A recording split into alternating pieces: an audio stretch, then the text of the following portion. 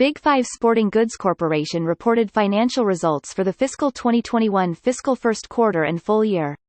They increased sales by 10.6% and 17.5% compared to the fourth quarters of 2020 and 2019, respectively. The company's fiscal calendar included 13 weeks in the fourth quarter of fiscal 2021 and 14 weeks in the fourth quarter of fiscal 2020, respectively.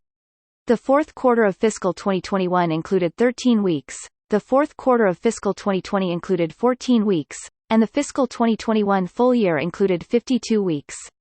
The company's gross profit margin was 37.7% in the fiscal 2021 fiscal first quarter compared to 35.2% in the fiscal 2020 fiscal first quarter.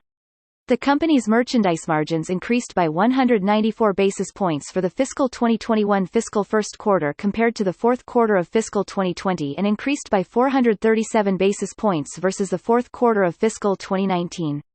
The increase in gross profit margin also reflected lower distribution costs, including costs capitalized into inventory, as a percentage of net sales, partially offset by the favorable impact from an insurance settlement in the prior year period.